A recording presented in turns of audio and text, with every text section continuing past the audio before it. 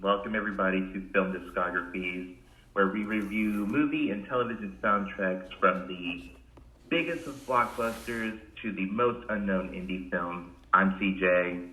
I'm Andrew. And we're really lucky to have you guys here today. We'll be talking about one of our personal favorite films, The Departed.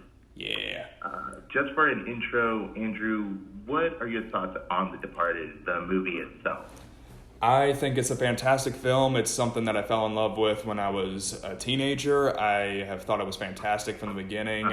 And even though my tastes have changed a lot in the maybe going on 10 years since then now, I still think it's really brilliant. It is just such a crazy, kinetic film. This is something that you don't even have to worry about following the story along, even though the story and the plot is just so well constructed. It moves so fast and with such enthralling energy that you can watch it as some kind of avant-garde experimental film and still enjoy it. Yeah, it's just wild.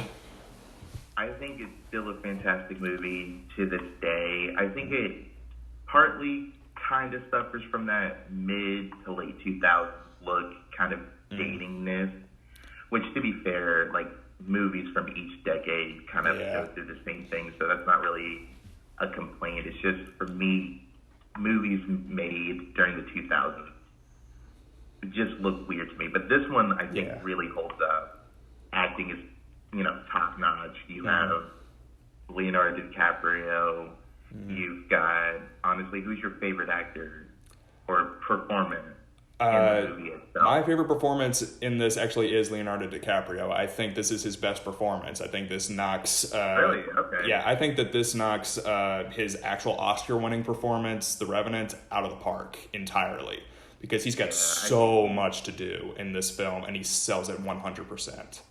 Yeah, I think they were just playing catch-up at this point. I still haven't seen The Revenant, so I'm not going to talk about it. It's on my to-watch list. It's fine. You're not really missing much. Okay. I still want to watch it just to see what got him the nod, and just because I heard... can't remember the director's name, but he... Yeah, it was Inarritu. Leo winning the Oscar that year was pretty much the equivalent to John Wayne finally winning an Oscar for True Grit and not for one of his earlier performances. Right, okay. Well, it's really just a hey, sorry this took you so long kind of thing. Right. I think mine would be Jack Nicholson as my favorite part, because he's just insanely scary. And you agree that Leo was doing a great job at it, and Matt Damon is just hilarious. Oh, he's so friggin' funny. Matt Damon and Mark Wahlberg, I think, were the two funniest characters. Agreed. Yeah, and then, what's his name? The director. Gosh, I'm bad at names. Hold on. Let's see. There's a Captain Queenan, that's Martin Sheen, and there's Matt Damon's boss, played by Alec Baldwin. Yes, Alec Baldwin, I think. Also hilarious. So overall, I think it's a great movie, and I think it's definitely worth your time watching if you haven't seen the film itself. And for the soundtrack itself, I don't know, Andrew, you want to give your first thoughts about this? This is something I've been listening to kind of off and on my own for the past few years. I tend to listen to it when I'm just sitting in the library studying for school. It is just enough of a background kind of thing that it doesn't really distract me, but it's also so kinetic and so energetic that it also just kind of keeps me on my toes, kind of keeps me moving. Even though it's also really, really sad at times. Right, no. And I agree. I guess we should go ahead and run down like our listening process to the audience. It's more of when I first listen to an album, soundtrack or otherwise, I'm mostly doing something else. Like I'm getting homework done, chores, something just to keep me busy so I'm not just staying in an isolated place. And then after that point, I'll re-listen to it and then start taking fully detailed notes about my thoughts and feelings about the song. And then maybe a third time, if I feel like I didn't get enough grasp or I might miss something, that's when I usually go back a third time and then get my final thoughts before we record the video. And to me, that gives me enough time to absorb it so that it's not just like a one-off, I've listened to it, because I don't think you're going to get everything on the first try. Definitely so, not. Yeah, just like you, I was just studying for something and I was just like letting it play in the background, getting my initial thoughts on everything. And then that second, third time, I really grew to appreciate just the minute details within the song list. And once I started doing a little bit of liner notes for the soundtrack and stuff, I fell in love with just like the background information about this. Like, we have several different guitarists, such as Sharon Isbin, G.E. Smith, Larry Saltzman, and Mark Ribbett, and I couldn't get that much information on the last person, but all of them have pretty much been like part of big name celebrities' tours, backing musicians when they like do live concerts and all of that. Sharon, I found the most interesting of the four, mostly because she founded a department at the Juilliard School of Music, and she was the founding director of the guitar department out there, and I was just like, okay, that's pretty cool. She's worked with Joan Tower, David Diamond, Ned Rowan, and John Durant. Is that how you say that? I'm not sure. I'm not sure. I actually haven't heard of any of those guys, any of those people. I've heard of David Diamond. I think they're just a little bit before my time, so I'm not quite sure. But honestly, G.E. Smith was a guitarist for Saturday Night Live and was like in charge of the live band. That's so I was like, super cool. That's pretty cool. So like this one having a bunch of guests to perform the instruments and in lieu, I guess, of like a traditional orchestra, that just made it more interesting in my part. Yeah. And then I think we should talk about the composer himself, Howard Shore. Howard Shore. So, what are your thoughts on him? I think he's a fantastic composer. I think he's often kind of hit or miss for me. But the misses are still kind of hits in their own right. Like, I'm not a fan of the score for Seven as a score for a film, at least not for that film. I think they use it a little too much in the film, and it's just kind of overbearing, and it takes away a lot of the tension that should be there whenever it's there. Right. But that being said, the man still made the Lord of the Rings score, which is just one of the modern masterpieces.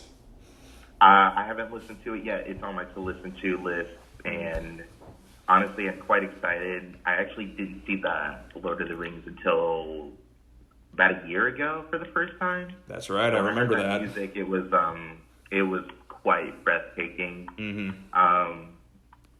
I can't say I've listened to a lot of the stuff. I think that's fair to say, but he did do, like we said, the Lord of the Rings. He did do the Hobbit trilogy as well. Gangs of New York was a really interesting score that he did that I really liked. He also did The Aviator and A History of Violence, which I'm excited to see that. That one's awesome. That's a great score, too. Okay, sweet. Is that... Okay. So I think I wrote in my notes that's like the 6th time Martin and Howard have worked together to this point. That's interesting. Let's see. 1, 2, 3, 4, 5. Looks like The Departed was the 5th one, and Hugo was the 6th time that they worked together. Yeah. And Hugo I've listened to a couple of times, and that's also a really good score. Okay, good. So from the movies that we've listened to, we think it's pretty solid composer. Don't know where he rings in terms of list of composers for me, but I'm thinking the more I listen to his stuff, the better I will get an idea, especially after listening to the Hobbit and the Lord of the Rings trilogy. He might be up there for me, up there with John. It's most likely. Yeah. They've both been working. Well, Howard's been working since the 70s, and John has been since the late 50s. So it's pretty close in terms of years working. So we'll see about that. But going back to this soundtrack, it's not even that long of a soundtrack. We just reviewed the Star Wars one, which was A New Hope specifically, and that was an hour and 15 minutes. And yeah, that thing was long. This is only. There's a lot to cover there. Exactly. Only 42 minutes long. So you're talking about that many songs covering that many. There's a little bit 1, 2, barely hitting the 3-minute mark songs. So it's just like, it was pretty easy to go through all of this. So, Andrew, what are your thoughts overall? And then we'll just go back really. Yeah, I think that this score, as a piece of music on its own, actually functions better than it does as a score for a film. Like, I agree. I think that this is just a beautiful album, and I love listening to it. But it's not used enough in the film, I don't think, to leave too much of an impact from just watching that.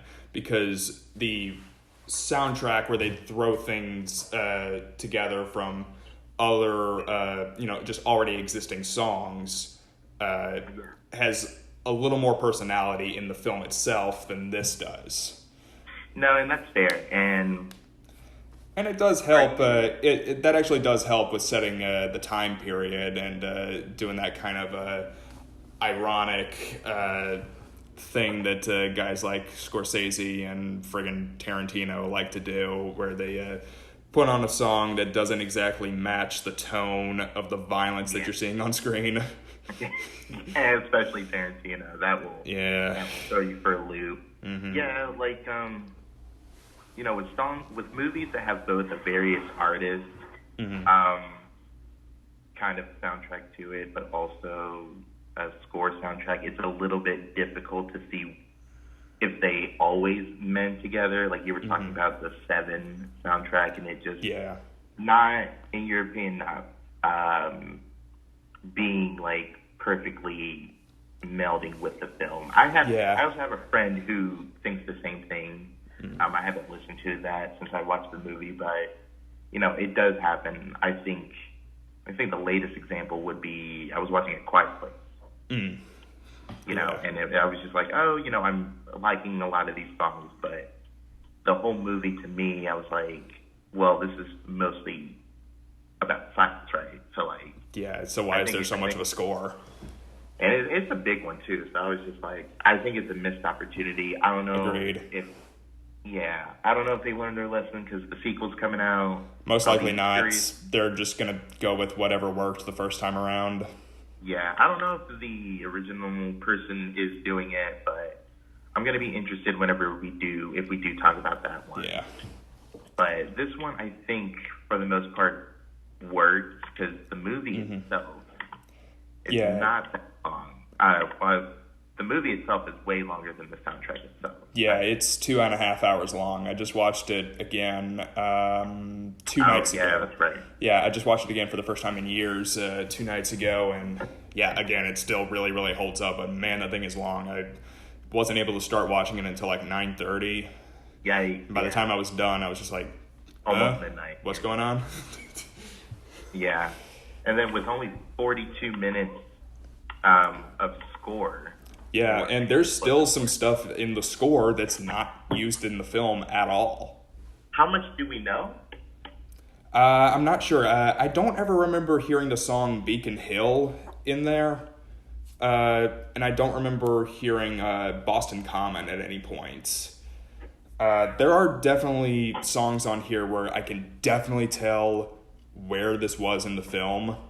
Like, I can give you, like, specific points, like, exact little moments. but stuff like Beacon Hill and Boston Common were not there, and those sounds like they were initially just going to be kind of filler stuff, stuff that you would just kind of have a kind of quiet in the background to fill in the space. The Departed Tango sounds like something that they threw together just for fun for the album itself, and it is the most fun. It's literally the Tango. Criminals. Yeah, exactly. Cops are Criminals, the Tango song, and what's the name of it? Command. That's the one I would think is, I love that song. That one's awesome. Yeah. I wouldn't be surprised if what your predictions were, that they were originally like filler, kind of like, this is just kind of like, in case we need something to fill the background. And typically I think that's where soundtracks are at their weakest, when its purpose is to be completely in the background. Yeah. Because, truth be told, soundtracks as a concept are to be in the background, but I think that the really great ones can hold up as individual songs themselves. Yeah. If I were to like just put this on with no context of the movie or whatever media it's attached to, I think that a lot of Star Wars, Star Trek music, stuff like that, I can play, wherever, whenever, and I could still appreciate it, Yeah. So, Beacon Hill, I thought it was okay, but why don't we go from like top to bottom and then just give our thoughts about it. All right, that sounds good. You can go ahead and start this one. We're now talking about Cops or Criminals, featuring G.E. Smith and Larry Sullivan. Okay, excellent start for this whole thing. Right, no, agree. It's, I think I said in my notes that this is just kind of a perfect synthesis between upbeat, fun kind of stuff and kind of a darker, moody thing going on. And I think the fact that this is also the first bit of the score that we hear in the film, like in the very beginning during Jack Nicholson's opening monologue, doing that links this leitmotif here with Nicholson's character, Frank Costello. And so that means anytime we hear it, we know, okay, this is something kind of dark, kind of moody, something kind of dangerous, something that's kind of sneaky and in your face, something that's a little erratic, but doesn't really seem erratic at first glance. Right. Yeah. Right. For me, I think it's an excellent thing. I'm loving these two guitarists. I think they have incredible chemistry, because the way they synced up during the song and just playing off of one of each other, I think it was really, really fantastic. Like, it's not really, like, this whole soundtrack itself, it's not like a whole lot of instrumentation regarding it. You're getting like acoustic and electric guitars, double bass, because I don't think I've heard an electric bass on this one. Strings, like that's pretty much it's surprisingly spare. Potatoes of it. Yeah, it's surprisingly spare for this guy, especially since this was done only 3 years after Lord of the Rings, where he just like had every single classical instrument available. Yeah, I was just like, oh wow, like the same person did both of these. Like it's you wouldn't be able to tell. But like for this one in particular, you're getting the acoustic guitar and double bass, and that's mostly it, right? And I just love the melodies that gets played off between the three and in front of that, because it's just, I think it's really cool how kind of like that little do-do-do, do-do-do-do, do-do-do-do-do-do-do-do-do. It's like really solo at the beginning, just to kind of give you a taste of everything. And then you have the backup guitarist. I don't know who played front or rhythm, but they just like perfect match made in heaven, honestly. I just thought of something. Like, I'm wondering if there's like any kind of like cultural significance behind wanting to do the score this way, because it's a very, very Irish film. Like, just about every single character in the film is Irish in some way. It's all about the Irish descendancy of in like lower level Boston. So I don't know. I don't know anything. It's weird to think, because the soundtrack itself, I wouldn't get Irish from it. No, not at all. In fact, I tend to think like Spanish guitars when I hear this. Exactly. Granted, even if you think of it like that, I think it still works, especially with Cops or Criminals, because this really does kind of give off this very confident machismo kind of attitude that you can just tell is like really skeevy and dangerous underneath. No, like it works, but like when you brought it up that this is mostly Irish, I was thinking about that one song that gets played during the movie right before the title. I'm shipping up to Boston, Dropkick Murphys. That's the only song I've ever heard from them, but that thing is just awesome. Yeah, it's a fantastic track and song when you're like, oh, you're like, this is more of a Spanish influence kind of soundtrack. Just like, didn't think they would go together, but it goes together like quite perfectly. Yeah.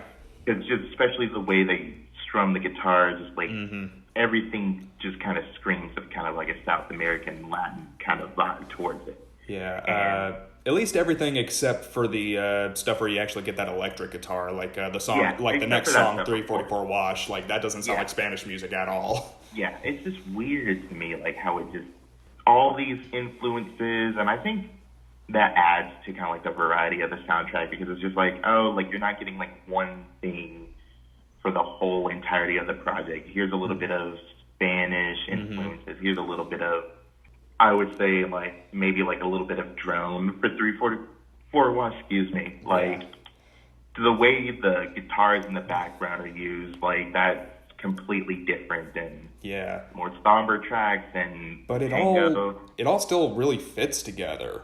It all feels really cohesive, which was so strange. Yeah, I just love it when that kind of stuff comes together. Yeah. Like just like you think it wouldn't work, but then it just perfect match, honestly. Yeah.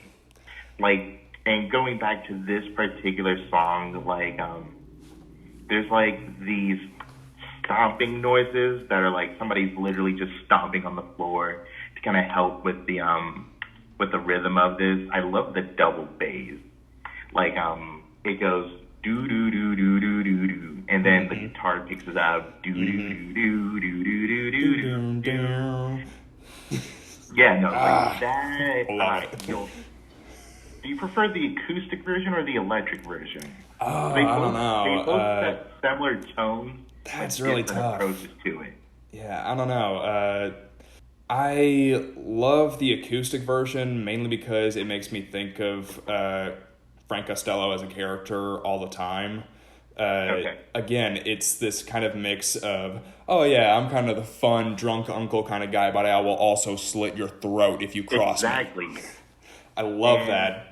And honestly, I love how that electric guitar version of that is not just from the song Command, but it's also the song Chinatown.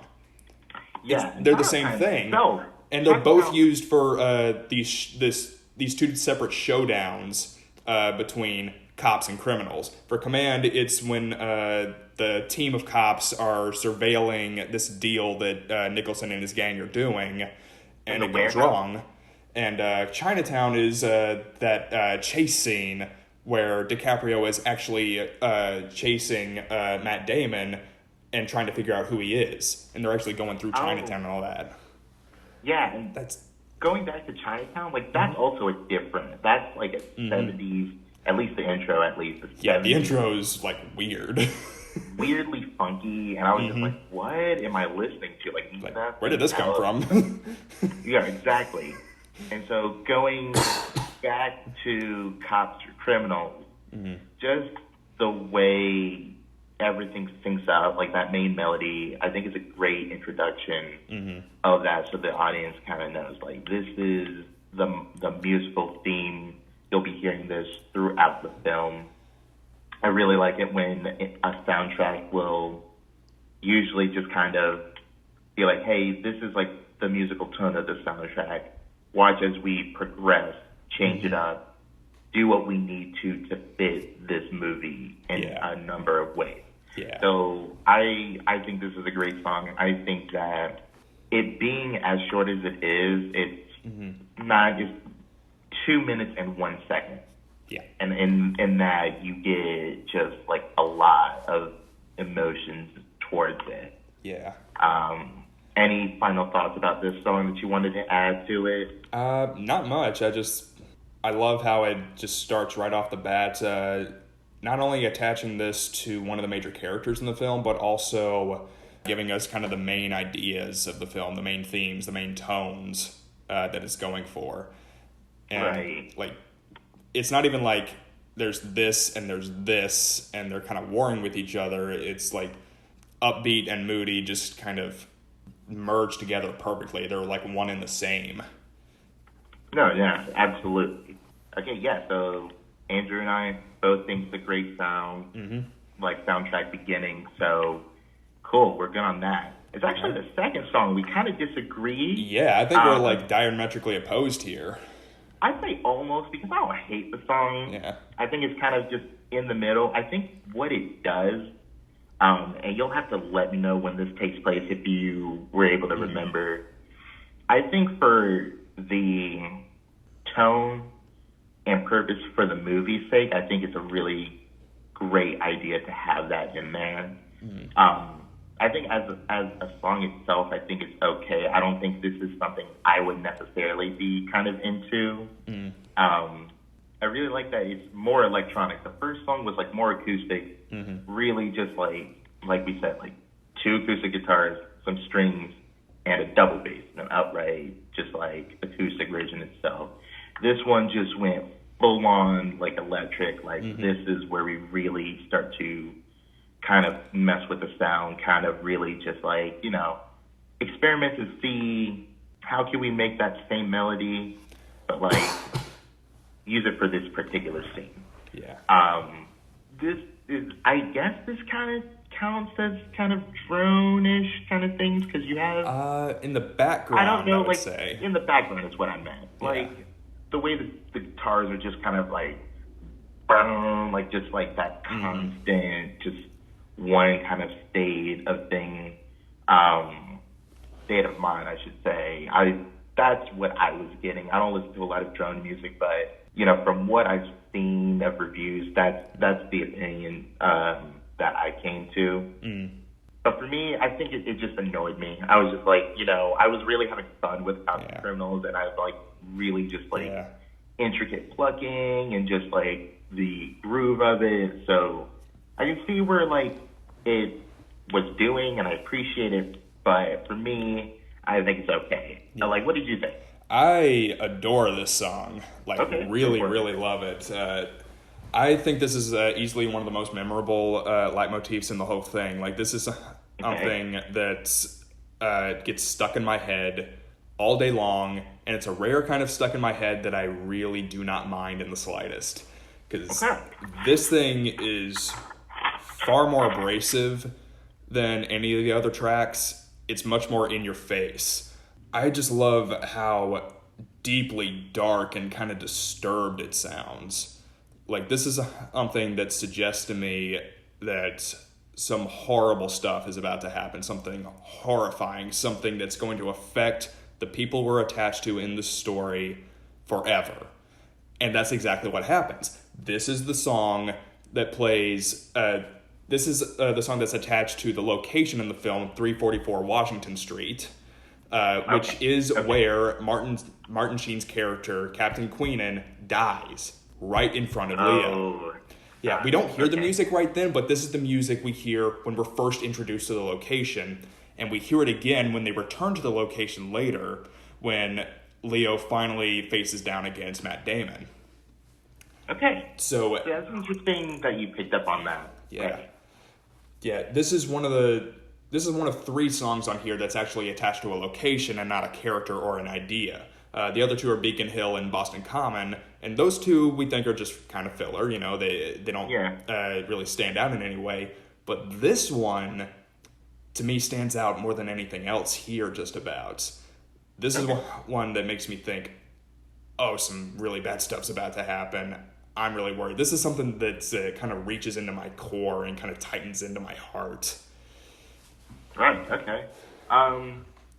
I honestly really wish that I could use this as like the main theme in one of my own narrative projects. You know, like like if I could write a film and have this as the main theme, I would adore that. Hell, if they were to do like a remake of The Departed again, but make it like an HBO miniseries, I would love for this to be a recurring theme. I'm getting definite like Trent Reznor kind of vibes from it, definitely. Oh, I haven't made that connection. That's awesome. Yeah, no, I was just listening to some of his soundtrack work for Watchmen, the HBO series. I need to see that. Thinking about that. Yeah, totally recommend that one. But just especially just like his, kind of remind me of, in some ways, like The Social Network, to be honest. Like, just like that constant. Oh, yeah. Abrasiveness of it, because I keep forgetting that he did that soundtrack. I don't really associate. That's one that I tend to forget that David Fincher made. So. Yeah, exactly. But yeah, there you go. Like, I thought it was okay. Andrew thought it was pretty great. And what was the next song we have here is Beacon Hill. And we kind of spoiled it for us. We kind of covered it already. So. It's okay, right? Like. Yeah. It's good. You happen to know when this took place? I'm not sure if this played in the film at all. I watched it only a couple of nights ago, and I didn't remember hearing this at any point. So I think this is something that Shore just kind of made and was like, okay, maybe, just as a backup. But yeah, even the other songs that are on here that are nice and prominent are usually not that noticeable. I think the only two that are like super noticeable are Command and Chinatown that we just talked about a little bit ago. Yeah, those are like nice and in your face, and 344 Wash is kind of in your face, just for little bits. I think to me it's more like a background, and then it pushes its way to the forefront. Yeah, especially just the way the guitar is. I think it's supposed to kind of trigger something in the back of your head. Get that emotion stirring, and then as the song builds up, it's really supposed to get you into the mindset of our main protagonist, really. So yeah, Beacon Hill, thought it was okay. It's all right. What were your thoughts on The Faithful Departed? This is the second time we get both G.E. Smith and Larry Saltzman on the song. Yeah. So I was really excited to hear that again. Yeah, this one's interesting because it's three different leitmotifs. I keep using the word leitmotif, but I'm not sure if that's entirely the right term because I'm not a music major or anything like that. I could be using it in the place of the term melody, and I'm just an idiot, but I don't know. I mean, look, I'm not a music major either way, so we'll maybe just say melodies for right now. Maybe. But yeah, it's three different ones. We start off with... the main one. No, we actually start off with something else. We start off with something that will eventually become Madolyn's theme later on. It's actually what we hear in the song Madolyn in a couple songs from now. And the middle one is actually from Cops or Criminals. That's that theme that we have kind of gotten used to. So, but they're all more downbeat. They're all three of them are a little bit more quiet. They're less energetic. They're a little more like kind of angry, depressed, kind of. They're irritable in grief. And I think that, now that I think about it, I think that this stuff plays ever so slightly in the background in the early montage flashback-ish kind of thing where we see DiCaprio in the hospital beside his dying mother. Okay. I think that's when it's playing. But then the third theme, I should go ahead and clarify, is something that we hear specifically at the point when DiCaprio is at his mother's funeral and he's looking down at her casket, and we close in on this letter, and it's from Jack Nicholson's character, Frank Costello. Okay. And that theme is what will eventually be Billy's theme. Like, we actually will hear it again in the song Billy's Theme. And that's going to be the saddest thing that we're ever going to hear on this track. Yeah, honestly, Billy's Theme was really hard to listen to. Yeah. It was definitely a mood changer. Like I said, these two just have, like, incredible chemistry together. It's actually, I love how you're sworn with, like, cellos in the beginning. Mm-hmm. It's, like, just being attacked with cellos because it's, like, the way that they're playing, it's, like, it sounds like they're layered on top of each other, when in reality, it's mostly just multiple cellists probably in the room, but I just love how it kind of opens up like that, and then you kind of get into, like, the main chunk of the song. Mm-hmm. I mostly noticed the Cops Are Criminals theme, and we get I think it's the first time we get the electric guitar, like, version of it, and I did take a note that it kind of replaced the double bass. Remember how I was talking about that do-do-do-do-do-do? Yep. That part right there. Like, yeah. You get the guitar that goes, and it, like, I guess it's like two puzzle pieces that it just, instead of having two different instruments, it just took the same one and just filled in the gap. So I really like that one. And even though I love the double bass part early on, we'll hear it later on in the soundtrack, so I wasn't really just, like, upset that I got replaced for this one, you know? Yeah. So I think as of right now, this would be my second favorite song on the soundtrack. All right. Cops Are Criminals, I think, is my favorite still when looking back overall, just because it was the first thing I listened to, and it was like, I fell in love with it instantly. Yeah. So that, to me, I think is the second. This one, I mean, is the second one that really resonated with me. What about you? I think it's also fantastic. I love the transitions amongst these three different themes here. I love how this is kind of a more downbeat version of it.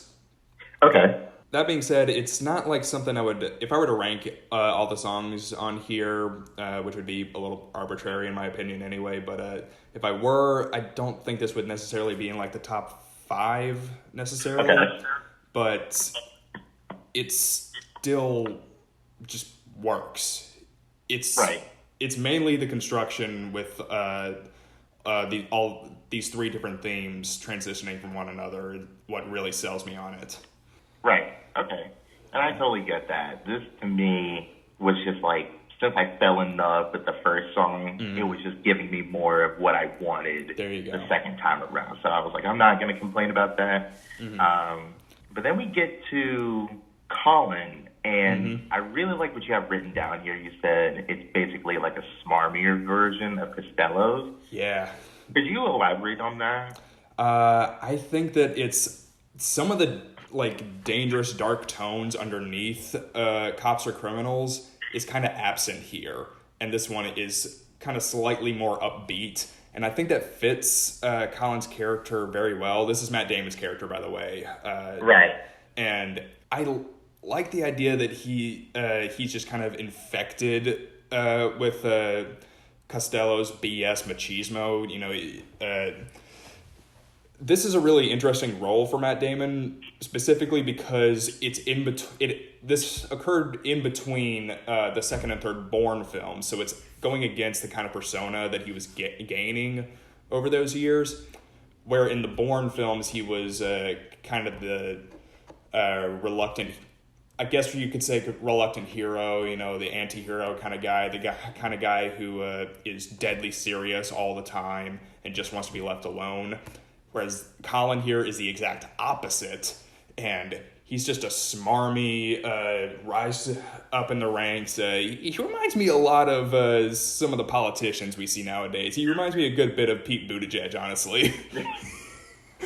Not to get too political, but... Okay. But this one? yeah, sorry, go for it. Yeah, I just think that this one's really fun and it reflects this character very, very nicely. And I love that it's basically just the same thing as Cops or Criminals, but more upbeat, more like, hey, yeah, I'm your guy. Okay. I thought it was a pretty likable song itself. I don't really have too much to add to it, mostly because I was just like, that's likable, but would I listen to it again? Probably not. You know, it's one of those things where, I appreciate what it's doing, but I don't know if I would return to it. Although I do appreciate that we're like going towards a more acoustic, guitar-centered version of the soundtrack, which I think I appreciate the most. It's just those really strung out melodies, in my opinion, on that. Yeah, but I do. Yeah. Let's go for it. Sorry. It's really unique for a soundtrack. That's all I'm gonna say. Okay. Keep going. I think my song would be actually Madolyn. That's right next, because that one was super somber, super stripped back, 2 guitars. That's it. Yeah. And I think this really has to do with Leo's character in the film, just like how he's going through this depression as a result of becoming part of like this double operation that he has to do. Because at any second, like he could be like off if they suspect the fishiest of things. Yeah. And one is like providing a rhythm, and the other is just like this very soft melody, like super, like I said, super somber, super melodramatic, super just like this is what your main character is going through. I was really enjoying it. What about you? Yeah, I think it's fantastic, and I think that like all the other songs on here that attach to specific characters, this reflects what's going on with Madolyn specifically really, really well. I mean, this is a woman who is kind of leading her own double life like DiCaprio as well. You know, she's kind of stuck in this relationship that she clearly doesn't really want to be a part of, but she feels like she has to stick with the decision that she's made. And she doesn't feel like she's comfortable with going with her guts, even though she's clearly happier with DiCaprio than she is with Matt Damon. And that's a good point. And you know, when you say it like that, I think I would agree with that statement, because you know, at first when I rethink about the movie, about how she seemed like she was interested with Matt Damon's character, but then right about, I would say, like when he moves into her apartment, or vice versa, I wasn't. Yeah, she moves into his because his is way nicer. Which is when she moves into with him, when he steps out on the balcony. Yeah, I think that was the moment where it was just like, I'm not 100% happy with what's going on, you know? Yeah. The point that really hit me with that was when she and DiCaprio are talking in the bar, and he asks her, what would you say to him if he walked in here and saw us right now? And she says, I would lie. Yeah, I would lie. Right. Yeah, a little bit of a side note, I thought those two had really good chemistry. Oh, fantastic, especially when he's asking for medication, and it's just like... That's some of his best acting in his whole career, I think. Yeah, and that to me, just the way his eyes look, just the way he's frustrated, and she's just like, well, I'm frustrated right back at you because there's only so much I can do, like myself, to help you out. Yeah. I think that was really their best moment on camera, to be honest. Yeah. Well, that being said, I also really love their like official love scene later on, like when he goes to her apartment when she's moving out, and I love the the cover of the Pink Floyd song that's playing in the background. What song is that? It's on the soundtrack. I think it's called like Comfortably Numb. That's what it is. Yeah. Oh, really? Gosh. Yeah, it's like this really moody cover of it, and it just fits that moment perfectly, and it's just a beautiful moment because these two who clearly are good for one another and should be together just can't be. But they get to be with each other for this one night at least. They get to share this one beautiful moment, but it's cut short. Yeah. So, unfortunately. Yeah. Which I also, actually, while looking up information regarding the soundtrack, there was intentionally a script written for the sequel. I did not know about that. Oh, yeah, that's right, because this is a remake of a Hong Kong film called Infernal Affairs, and that had 2 sequels. So, okay. So I guess this was meant to be a franchise. Man, imagine this actually being a franchise. That'd be interesting, like a little Imagine the first film in a franchise winning Best Picture like this did. Ooh, that would be something right there. That would be insane. That's unprecedented. Like Return of the King winning Best Picture was kind of unprecedented because that was part of a franchise, but that was also the last one in the franchise. Yeah, no, absolutely. So overall, really enjoyed it. Yeah. Okay, sweet. And what's the next song that we have on there? Next one's Billy's theme, I think. Okay. Is it Billy's theme? Yes, it's Billy's theme. I think Sharon Isbin is doing the guitar for this one. The longest song on the entire soundtrack is almost 7 minutes. So the rest of the soundtrack, you're dealing with 1, 2, 3 minute songs. This one was a lot to take in and a lot to unpack. What were your thoughts on this? This song is playing in the film. It's quieter in the background than I would have personally liked, but I think it's also still one of the strongest moments in the whole film because it's playing in that montage when DiCaprio is first talking to Madolyn as his therapist. He's kind of building up to the prescription, like him first starting off there with no music and him asking for the prescription are like the beginning and end points of that whole sequence. And in between, we get this montage of him, let's see, what all is he doing? He's at his mother's house, looking at her photos and crying, and also taking her Valium, I believe. And then we see him have to participate in committing horrific acts of violence because of his undercover job. And we're seeing the toll that it's taking on him. We're seeing him lash out against his superiors. We actually see him punch Dignam in the face. Was that when they were in the car? Yeah, I remember that being played during that moment. Yeah, Her it's character very is quiet. just going through a lot. Yeah. I had remembered that scene going on for a little bit longer and there being more quiet moments to let the score come in and kind of do its thing.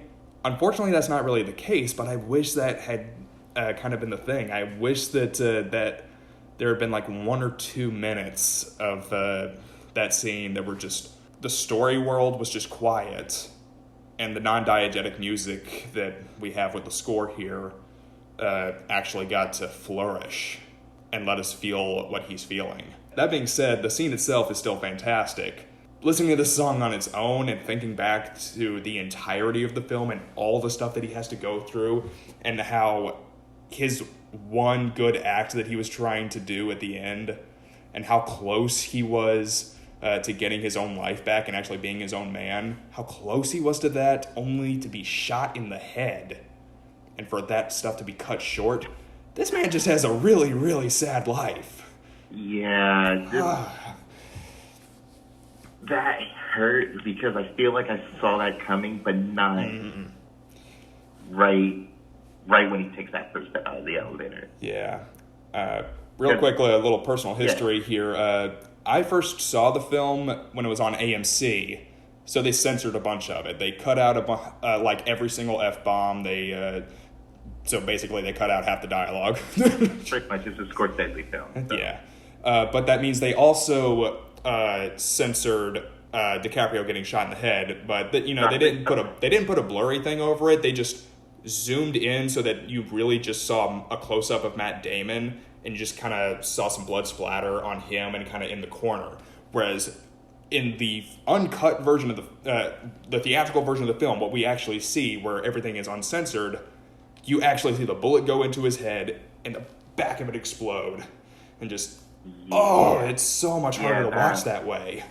The sound department guys really deserve something of that, because that was just they really did. I heard the echo of that one. I think that this song in particular was really good, because I don't really mind longer songs. I think neither do I. Like, musically speaking, both in terms of soundtrack and just albums in general, it can be a little bit daunting listening to a song longer than, I'll say, 5 minutes for your average music listener. And once you start listening to genres such as prog rock, like Pink Floyd, you're getting into those 13, 14, 15, 16, 17-minute songs. You really have to be okay with digesting it in chunks. So for this one, I kind of listened once as a whole, and then every about 3 minutes really thinking about those 3 minutes, my thoughts about it before continuing to the next part. Yeah. And this one was really interesting because I can hear the string sections, we have our guitar, and I hear the double bass. And this, to me, is the saddest song on the soundtrack. Yeah. I don't know if you agree. 100% agree. This is honestly one of the saddest songs I've ever heard. This one hits me real hard. Top 5. I think the number 1 song is, what was that song from Arrival? On the Nature of Daylight, yeah. That's the saddest song I've ever heard. Yeah. Honestly, I'd say top 3 saddest songs, stuff that really gets to me. There's one song from Hamilton. It's Quiet Uptown. They're going through the unimaginable. Those are the big lyrics that recur throughout it. That one's super sad. Second one, On the Nature of Daylight, because, good God. That thing, I sometimes can't listen to that song because it will legit make me cry. Yeah. Even if I've had, the best day ever. I mean, that's the one where I didn't know it was from another soundtrack. Mm-hmm. But dang, is that just a great song. And this one's out there because you have the sort of ambient strings kind of playing in the background. Mm-hmm. You have Sharon picking when she hits the higher notes on the guitar. Yeah. And you can hear how thin the strings being plucked are, and it just to me adds a lot of character to that. So I'm really trying to get a grasp of what everybody in that room is trying to convey as far as an emotion. Yeah. I put here in my notes, I was I feel like I'm just lying down on the beach right there as the waves are coming in, just taking everything in. I don't know why I thought about that. To me, I was thinking about actually another movie of Leo's, Inception, when he's going back to his wife, that dream of his wife playing with his kids. That's the scene that I'm thinking of right there, oddly enough. But this is just that makes sense. Yeah. A flooding of overwhelmness is how I would describe it, Yeah, and I think the point when it's when it gets really overwhelming is when it's 4 minutes in and it starts to go a little quiet and you think that it's just about done, but then you hear this dong, and then it kicks right back in, and it's just, oh, stop it. Yeah, no, exactly. This one's a lot to kind of handle, but overall, I think it's a great song. I think it's just perfect mood setter. Yeah, for me, this is the saddest song I've heard in a very long time. Yeah. Oh, real quick recommendation for you. There's a music video for On the Nature of Daylight on YouTube. Is it attached to the original film, or? Nope. It was never attached to a film, actually. It was just part of a classical album that Max Richter put together. But the music video stars Elizabeth Moss from Mad Men and The Handmaid's Tale. And it's just her walking and trying not to cry. That's all it is.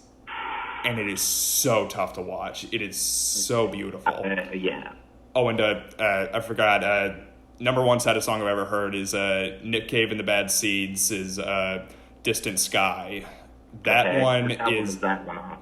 That's on Skeleton Tree, and that's the album that he made the year after his son died. And Distant Sky is the song that's specifically about his grief.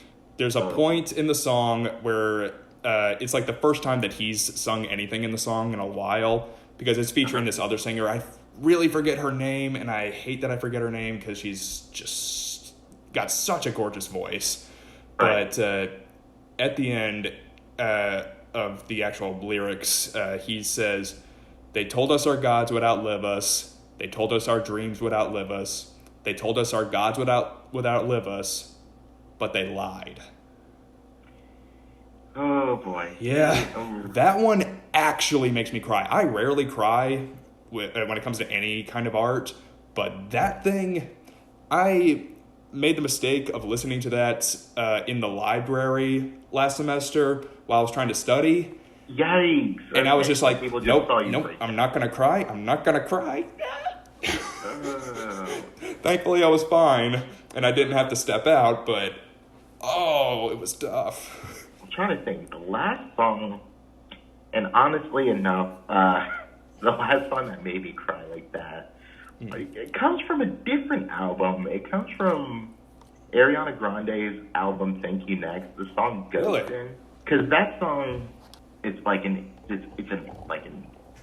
ambient-ish, like overwhelming. It's just like synths and strings with it, And this is, I think, correct me if I'm wrong, I'm not sure. Like I think the album released after Mac Miller's passing. So this was, and the song topic itself is all about just like, the opening lyrics to me. Well, she was in a relationship with Pete David. Is that Pete Davidson? Name? Yeah. But the opening lyrics, I know. Hold up, I'm sorry, I gotta pull up the lyrics for that one. Go for it. Like it's pretty much about how she, even though she's with Pete David at this moment, Mac Miller is still like there with her, and she can't let that go. She's just like in the state where, here it is. Though I wish he were here instead, don't want that living in your head. He just comes to visit me when I'm dreaming every now and then. And I think that hits a lot more after his passing. Yeah. Because I think if you didn't know about everything that had happened, it would be like this past love of mine, this person that I'm still thinking about. For me, it feels almost like she's guilty. Like, I feel guilty by thinking about this person, even though I'm literally sharing this bed with you. And it adds so much more when Mac Miller and their relationship, because even after they broke up, they were really good friends. Mm-hmm. So to me, that's like just one of the saddest things, because it's not, even though it's Ariana Grande, she makes pop music, this is not a pop song. This is like her getting her emotions out. Man. And especially during the second verse, you get some cellos playing some eighth notes, cellos playing some whole notes, and then it just swells up in chorus and strings. And that's like, that's another song I can't listen to a whole lot, even though I love it. Yeah. But sorry for that little off-beaten thing. Yeah. I just love that song. I love the soundtrack. That's just like one of my favorite songs from her. Like just period. Yeah. And this brings the same kind of emotions where it's like, even if you're not sad yourself, this to me could bring me to tears. Like if I was like really by myself, sitting down and just listening to the music. It's that potent. Yeah. It's different. Acoustic music sometimes doesn't give me that feeling, but this one, I think because it's more laid back, slower, those high notes being spaced out.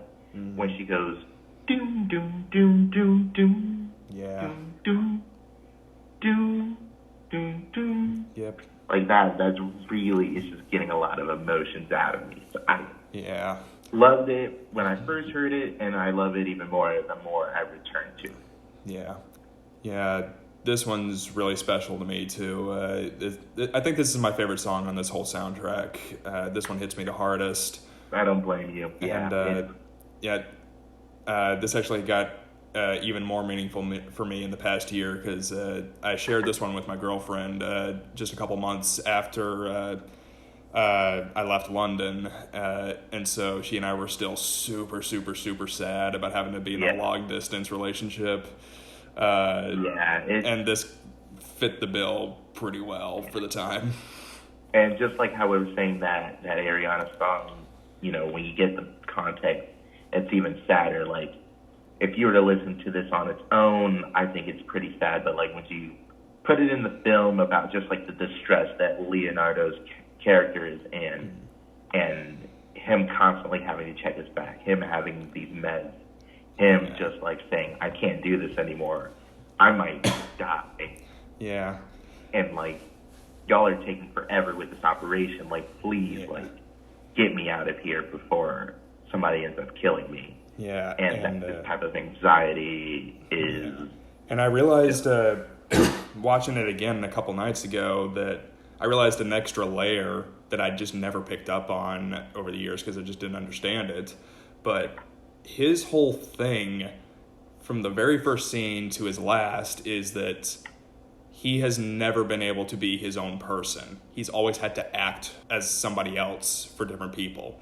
Because early on when he's talking to Dignam and Queenan, he has to talk about how he had to act like one kid for his dad and then act like another kid for his mom, and even had different accents for those different things. And now, for this whole film, he's forced to be this whole other guy again. He can't be himself. He can't just be Billy Costigan. He has to be, Billy Costigan, the other undercover cop. Bill Costigan, the druggie.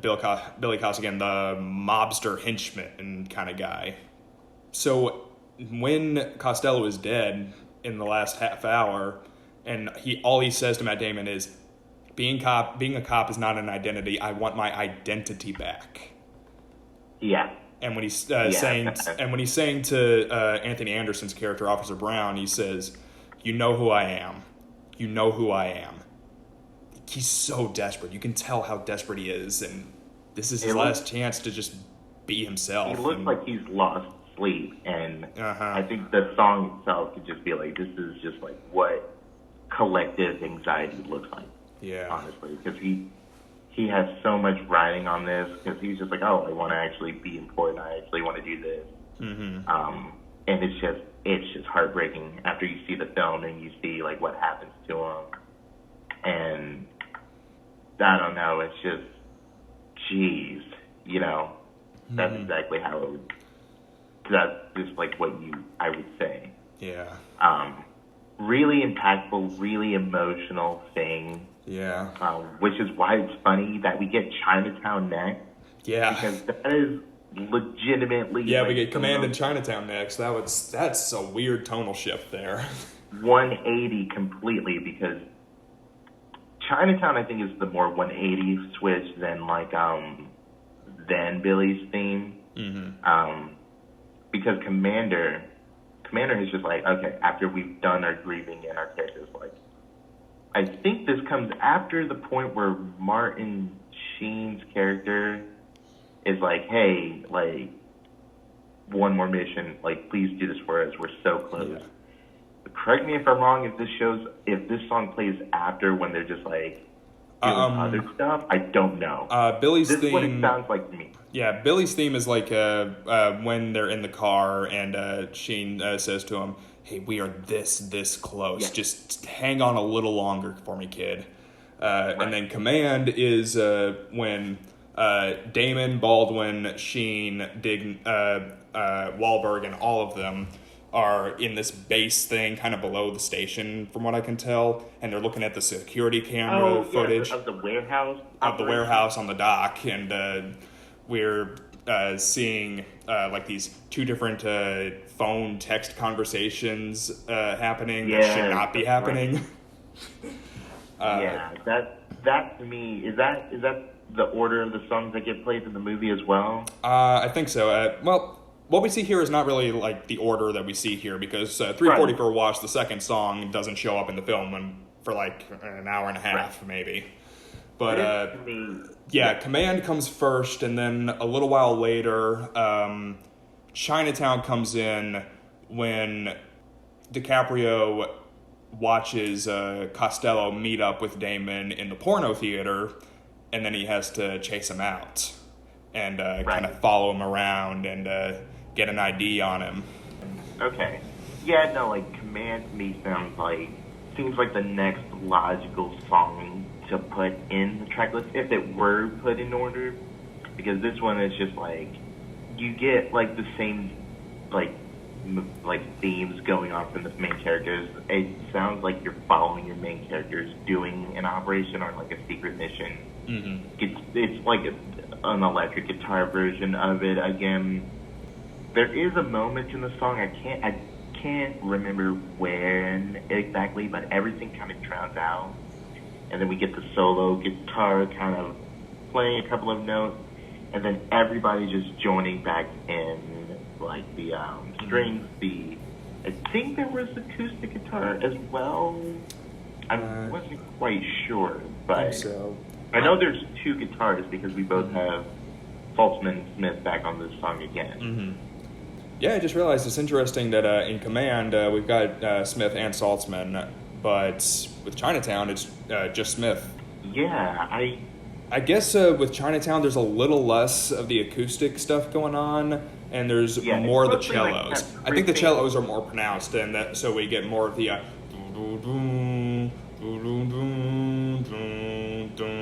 that thing, which is just so imposing. Guitar riff in the 70s, from like the 70s, and then we get like clapping. I don't know what it is. Like it's this weird it's not hand clapping. I don't know. It sounds like clapping. It might very well just be some kind of drums thing. It might be which is like it might be like this I'm not sure how to describe it, but it's kind of like this broom kind of thing that you just tap on a drum or something like that. Maybe it's that. I don't know what it's called, but it was weird. It just, and then it goes away. And then it comes back, and the beginning and the first half and the second half, I think, are totally kind of like at odds, because it's like, I think the 70s guitar riff was, I think, supposed to be because A, Chinatown, B, they're meeting at a porno theater, so it was just kind of like tongue-in-cheek kind of thing. Whereas the super more intense kind of thing, instrumentation was just like Leo's going out the map to try to figure out who is the spy at this point. Yeah, and I think there's a specific point in the song, like about halfway through, I think it is, when it goes quiet and we don't get the cellos just yet, but it just goes and all the percussion stuff comes in. There's like drums, there's like clapping stuff, and that happens exactly at the point when Damon lunges out with a knife thinking that it's the spy that he's looking for. But nope, it's just some random Chinese person. Dude. Like stabbed in the chest. We never find out what happened to that poor guy. Probably dead. Yeah, most likely, according to this film, he's dead. I mean, just about everybody dies in this movie, so... Honestly, kill counts are, from what I've seen of Scorsese films, other than Wolf of Wall Street, they're pretty high. Usually pretty high. Cape Fear one's pretty low, but that one's got a lot more like emotional turmoil and peril going on. That one's awesome, by the way. Please watch it at some point. Is that his like early stuff? No, that's like a 1991, I think. It's Nick Nolte as a lawyer and Robert De Niro as kind of the crazy, super religious ex-convict who gets out and starts tormenting him because he's the reason that he was in jail. Okay. That sounds good. I'll put that on the watch list. Yeah. I think this point, unfortunately for me in the soundtrack, is where the lowest points are for me.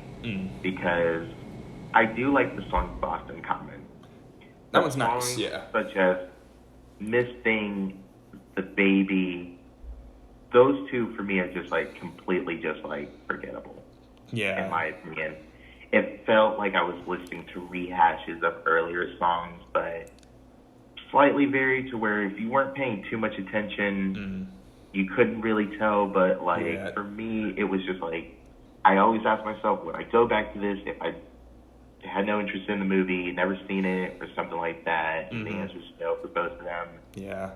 Boston Common, sorry.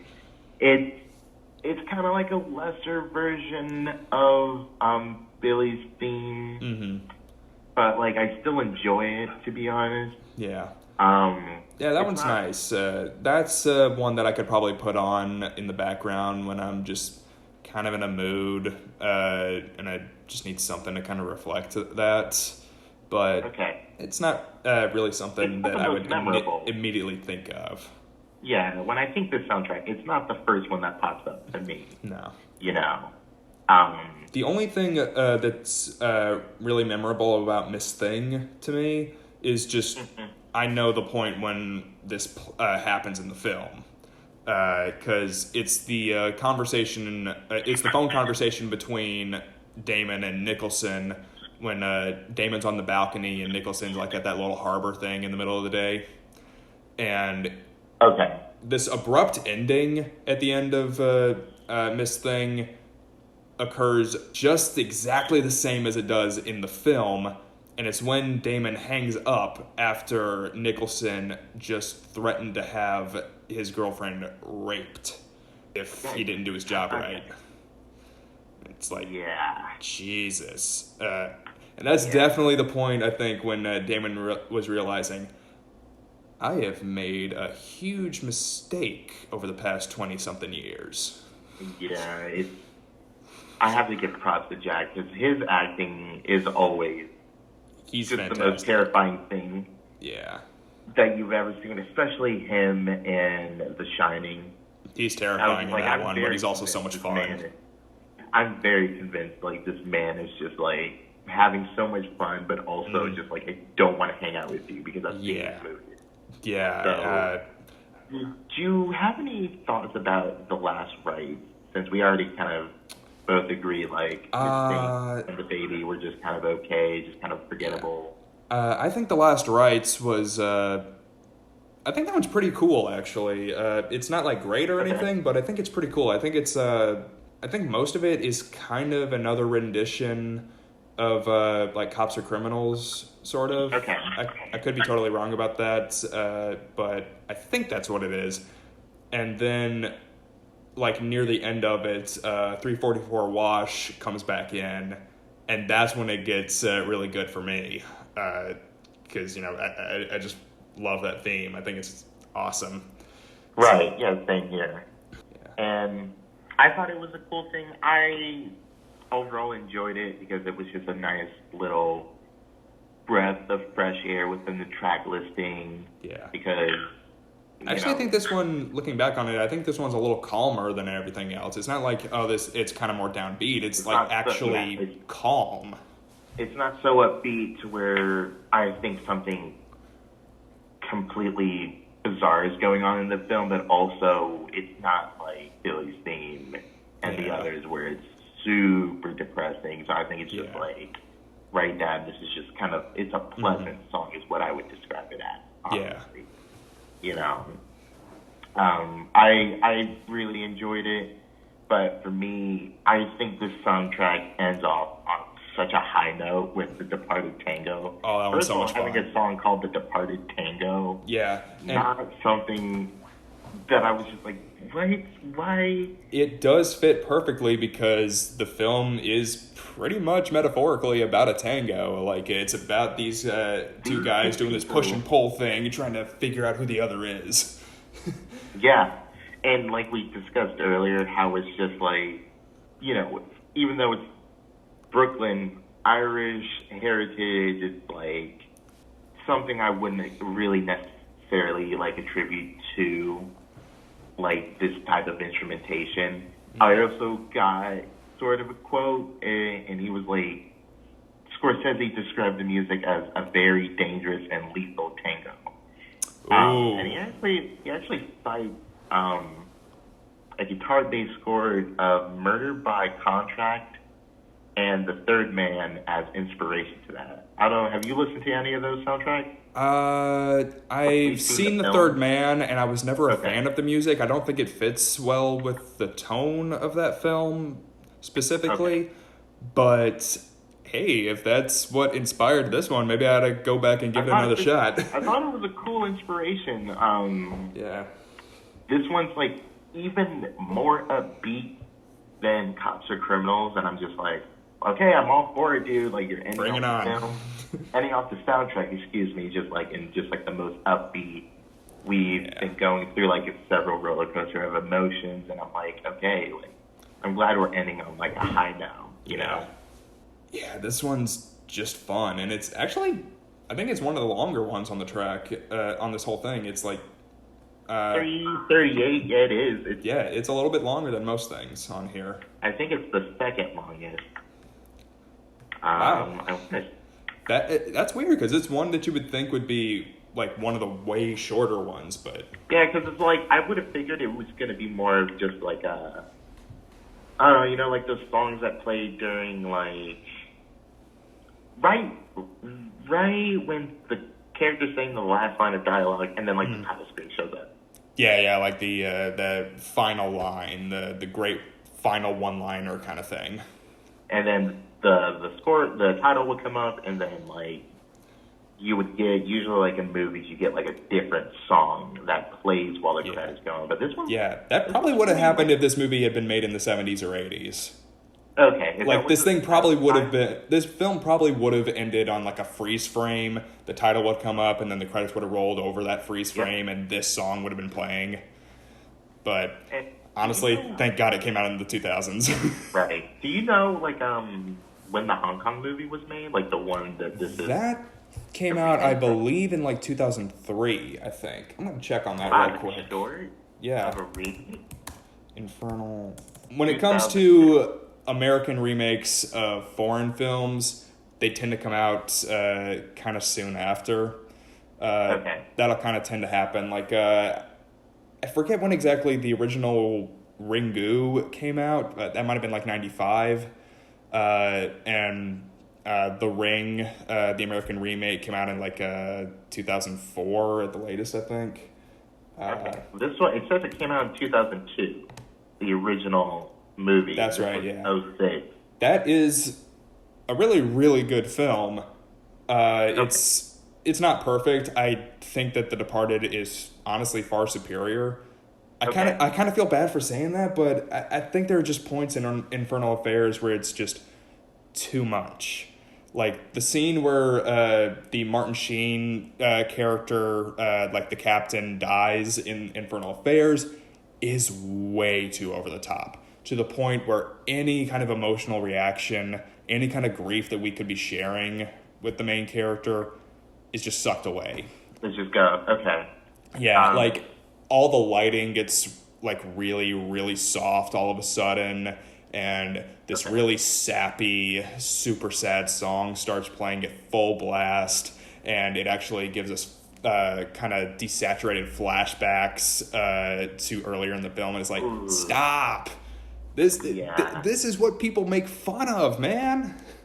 Stop. Well, any chance you've seen any of the other movies this director has done, or was this like the one thing? I don't think it's the one thing he's done. I haven't seen any of the sequels to Infernal Affairs, because I just didn't see much great press for those two, so I wasn't too interested. And it's not like Infernal Affairs really blew me away or anything like that. It's Right, a so you far weren't really shorter interested. film than The Departed, by the way. It's only an hour and 40 minutes. Okay. Yeah. Again, good movie. It's really solid, and there are some really, really good moments in it. But Right. The Departed just Not that I've expanded so well. And Yeah, I think that'll happen. Yeah. Sometimes the remake is better than the original. it's possible. We're Right. going to talk about another example of that in a couple of months when we get around to True Grit. Yeah. Actually, I need to watch both of them because I've never seen either of those, so I'm excited to see. Yeah, I'm curious to see what you think, because there are plenty of people who do love the original more. The original? Yeah. Okay. And Okay. it's mainly boomers and John Wayne fans and stuff like that. I'm excited to see both of them. So would you recommend Internal Affairs to the audience? Just like I would, absolutely. Get out there and see, just for the sake of getting out there and seeing more foreign films. Get outside the United States and see some cool stuff. Because, man, there's amazing stuff out there. More often than not, you're going to find stuff in other countries that's far better than most of the stuff that we get over here. Okay. You guys heard it there. Just check it out. Let us know what you think if you've seen it. Why don't we go ahead into scoring? I think we've talked about every song pretty much. Pretty much, yeah. We've given our full thoughts on all this stuff. Okay. Just about. So, just so you guys know, we usually do the scoring based on 5 main things. Number 1 being cohesiveness and length. 2 is uniqueness and memorability. 3, flow. 4 would be range. And then 5 is both overall theme and individual theme. Yeah, so I'm feeling an 8.1, guys. Andrew's feeling a 9.1. Both of us definitely agree. Please check this out if you haven't. And let us know what you guys think of both the movie and the soundtrack. What were you guys' favorites, least favorites? Just go ahead and put them in the comments below. And we'll see you next time, guys. See you around. Thank you.